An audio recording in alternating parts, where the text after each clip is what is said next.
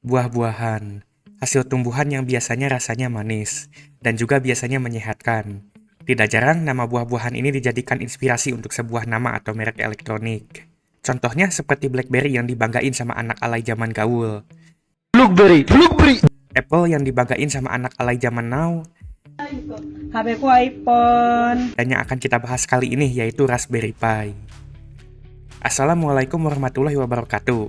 Kali ini saya akan bahas dan tes gaming Raspberry Pi 4 di tahun 2023. Ini adalah komputer kecil atau yang biasa disebut sebagai SBC atau single board komputer. Ukuran komputer ini cukup kecil dan bahkan lebih kecil dari controller stick game. Komputer jenis SBC ini biasanya sering dipakai untuk penggunaan hobi atau industri. Biasanya sering dipakai untuk membuat proyek yang membutuhkan ukuran dan daya kecil.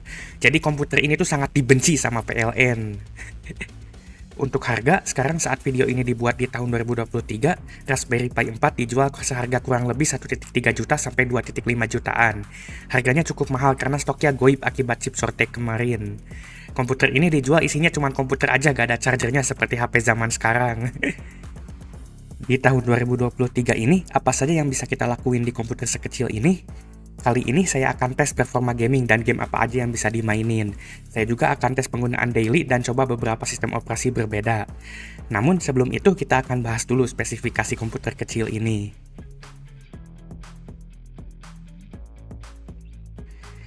Berikut adalah spesifikasi komputer atau SBC Raspberry Pi 4 model B. Untuk SoC, komputer ini menggunakan SoC dari Broadcom, yaitu BCM2711. SoC ini menggunakan CPU ARM Cortex-A72 4 biji dengan clock speed 1.8 GHz. Dan juga SoC ini memiliki GPU Broadcom Video Core 6. Iya, komputer ini pakai arsitektur ARM, bukan x86. Jadi lebih mirip ke prosesor HP dibandingkan prosesor komputer.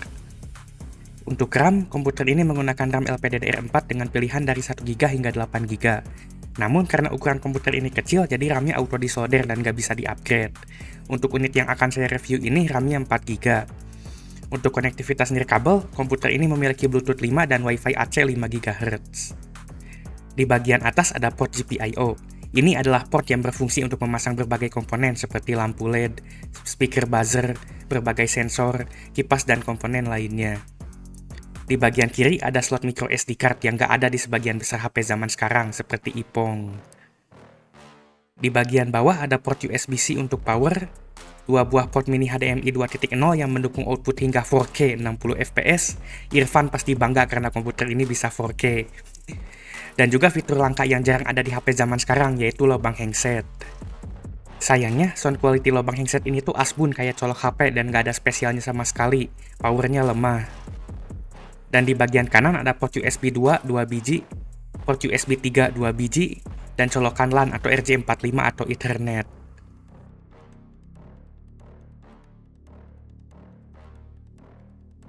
Pertama, kita akan coba pakai OS bawaannya Raspberry Pi, yaitu Raspberry Pi OS. Ini adalah distro Linux yang berbasis Debian dan juga FLOSS, jadi Syed Anton auto bangga. Untuk gaming, karena Linux gamenya dikit gak kayak OS sebelah yang non-FLOSS, jadi saya akan banyak tes emulator. Untuk emulator PSP, PPS, SPP, ini bisa berjalan versi Linux-nya. Tapi saat saya coba game yang berat seperti God of War, auto ketar-ketir dan gak bisa full speed. Tapi kalau dikasih frame skip agak mending, tapi tetap aja masih kurang stabil. Tapi untuk game yang lebih ringan seperti PES 2014 lancar dan jarang frame drop. Sayangnya saya salah download malah yang bahasa alien, jadi gak ngerti bahasanya, dan auto asal pencet sampai bisa main.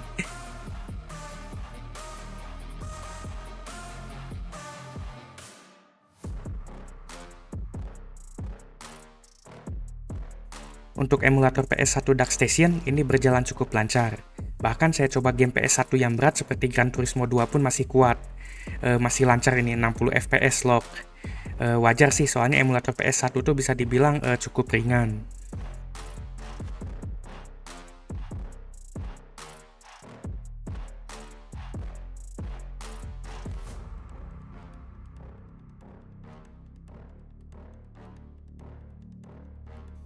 Untuk game PS1 yang lainnya yang lebih ringan udah jelas auto lancar, pakai nanya. Kalau yang berat lancar, yang ringan auto lancar. Saya coba Crash Bandicoot dan lancar banget, no lag, no frame drop.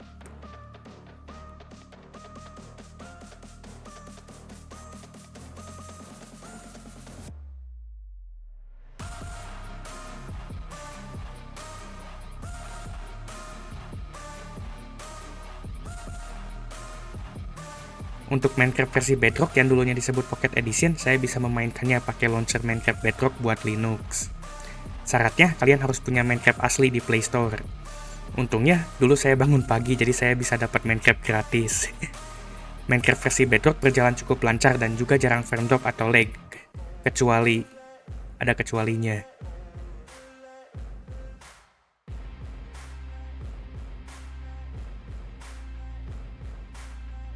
Kecuali apa? Kecuali kalau kalian nyalain TNT banyak, bakal auto nge-lag brutal dan ketar-ketir. Semua HP yang saya tes pasang TNT gak ada yang lancar, semuanya auto nge-lag brutal. Untungnya belum ada yang sampai meleduk.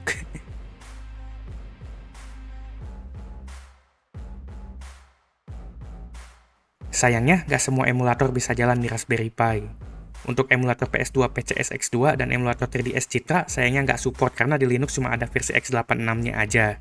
Sedangkan Raspberry Pi pakai prosesor arsitektur ARM. Untuk i3SX2 emulator PS2 saya sempat coba namun malah error vulkannya. Muncul error dan nggak mau jalanin gamenya.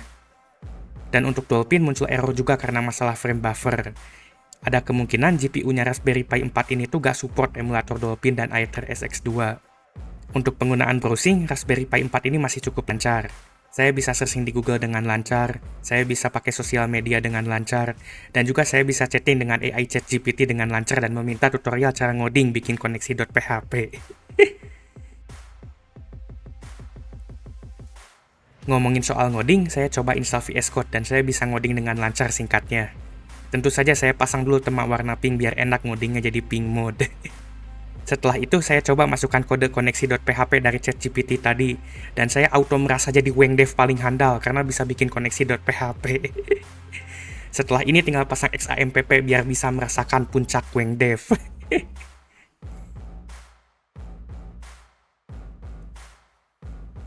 Salah satu kelebihan utama dari Raspberry Pi ini adalah memiliki banyak pilihan OS atau image. Image ini sudah hampir seperti custom ROM di HP. Alasannya karena Raspberry Pi ini tuh didukung banyak developer dan juga hardware-nya itu sangat terbuka, tidak seperti HP Oppo dan Vivo yang sangat tertutup, sampai UBL aja gak bisa. Dan ternyata Raspberry Pi ini selain bisa jalanin Linux juga bisa jalanin Android juga. Iya, Android yang ada di HP. Saya akan menggunakan image atau custom ROM Lineage OS 20 yang berbasis Android 13. Ini versi Android terbaru saat video ini dibuat. Untuk cara pasangnya, kalian harus punya SD card. Jadi siapkan SD card dengan ukuran yang cukup besar jika kalian ingin pasang game berat. Ingat, Raspberry Pi ini hanya support SD card, tidak support SMP card, apalagi SMA card. Kebetulan saya baru saja kepencet SD card karena ingin coba OS lain seperti Android ini. Kebetulan saya beli merek Smashnug. Semoga aja SD cardnya gak lightsaber. Jadi langsung saja kita unboxing SD cardnya.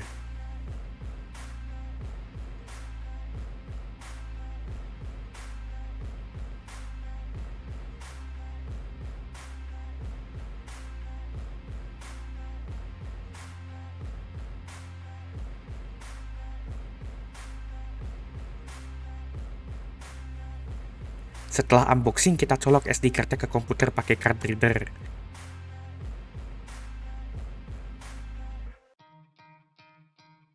Dan ternyata SD card-nya terdeteksi dan bisa dipakai. Sekarang kita perlu nge-flash image atau custom ROM-nya kita download tadi ke SD card-nya. Saya akan flash pakai aplikasi Balena Etcher. Cara pakainya gampang, tinggal masukin image yang kalian download, yang sudah diekstrak.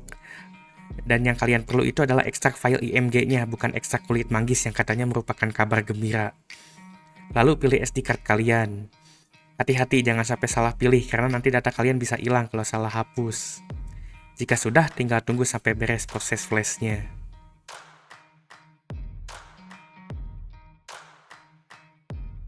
Setelah flash-nya beres, cabut card reader dan SD card-nya.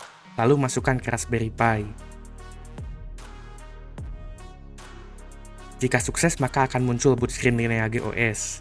Jika kalian tidak ganteng, maka tidak akan bootloop dan masuk ke OBE awalnya. Di sini tinggal next sampai beres seperti install Windows. Kalau kalian udah beres, kalian akan masuk ke home screen.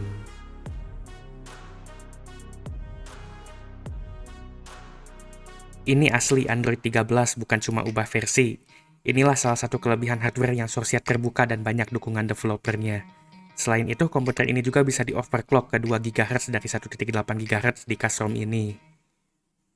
Sayangnya di sini nggak ada Play Store dan juga internalnya tuh sempit banget, cuma 8 GB seperti Samsung Galaxy J2 Prime HP tolol. Tapi tenang, karena ada solusinya. Kita akan pasang Google Apps dan juga resizer buat kebesaran internalnya.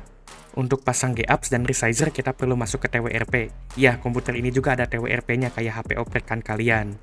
Caranya kita perlu aktifin Advanced Restart di setting bagian power menu. Lalu kita perlu aplikasi power menu untuk pencet tombol powernya, karena Raspberry Pi ini tuh gak punya tombol power. Setelah kita pasang aplikasi power menu, seharusnya tinggal aktifin aksesibilitasnya. Ya, harusnya. Tapi di Android 13 dipersulit. Malah muncul error kayak gini. Setelah searching ke Google, ternyata harus allow restricted setting dulu di app info. Setelah ini baru akhirnya bisa aktifin aksesibilitasnya dan pencet tombol power untuk masuk ke TWRP.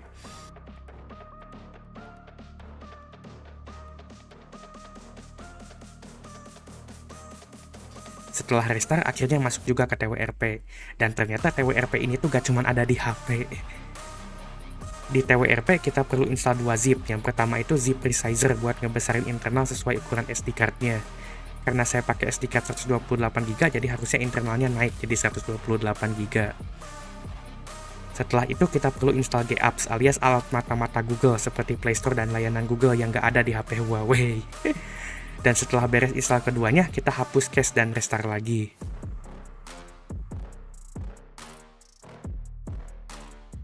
Setelah restart, sekarang akan ada Play Store, jadi kita akan bisa install aplikasi dengan mudah. Selain itu, internalnya juga sudah membesar, tidak sempit lagi seperti J2 Prime.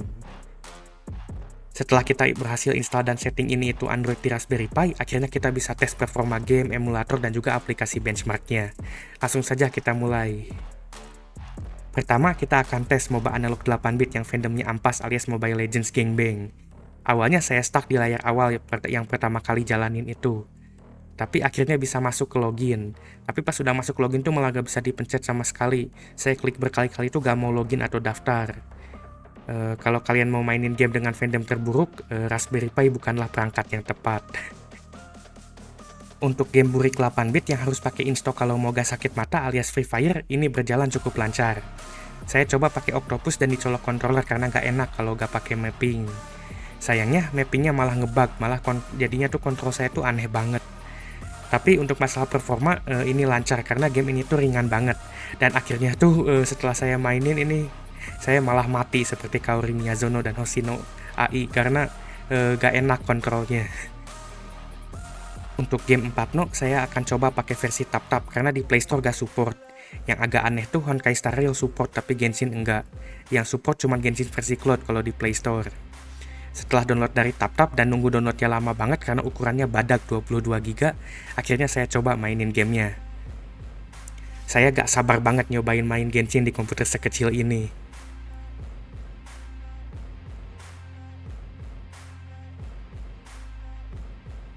Dan setelah beres loading, saya coba gerakin analognya. Dan gamenya mental, malah crash balik lagi ke menu. Sayangnya komputer ini seperti Redmi 9C, sama-sama gak bisa Genshin.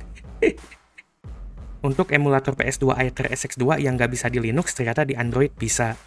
Performanya awalnya saya ngira bakal lancar, soalnya sebelum masuk game tuh lancar banget. Lebih lancar dari dibanding Xiaomi Mi 5 yang saya tes kemarin performa emulatornya. Kalian bisa cek videonya di channel saya. Tapi setelah masuk game malah nge-lag brutal sampai mouse-nya aja gak bisa digerakin.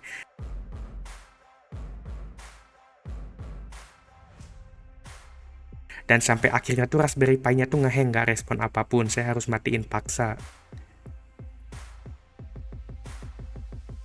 Untuk emulator GameCube Dolphin, awalnya saya coba malah crash dan mental mulu. Tapi pas saya coba ganti rendernya dari Vulkan ke OpenGL baru bisa masuk. Tapi performanya tuh ampas banget dan nge-lag brutal. Ditambah pas masuk game tuh malah ngebug, malah jadi warna biru semua. Ini kayak apa itu Rehan Wangsaf yang warna biru, yang biru apa ya? Rehan Telegram mungkin.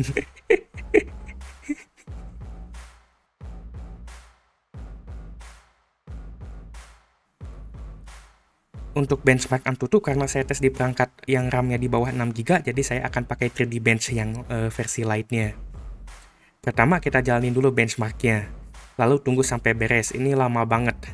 sampai muncul skornya. Setelah muncul, ternyata komputer ini mendapatkan skor Antutu versi 10 sebesar 117.000. Skornya itu kecil karena banyak benchmark yang nggak bisa jalan dan skornya itu ada yang jadi 0.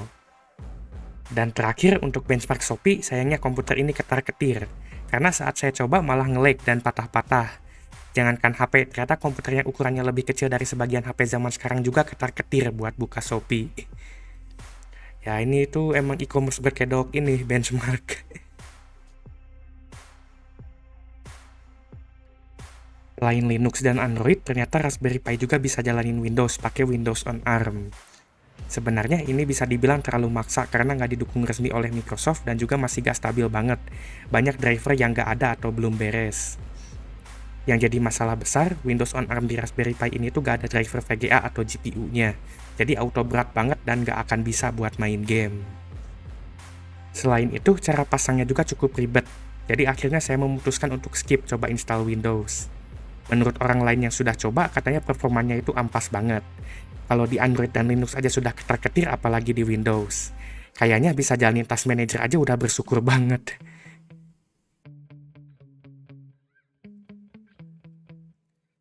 Apakah Raspberry Pi 4 worth untuk dibeli di tahun 2023? Kalau kalian cari performa, menurut saya ini gak worth karena performanya agak kurang dan buat main game juga gak worth karena banyak game dan emulator yang gak bisa jalan.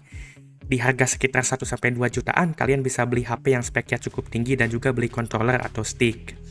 Yang pasti, sticknya dicolok ke HP, bukan ke kapal selam.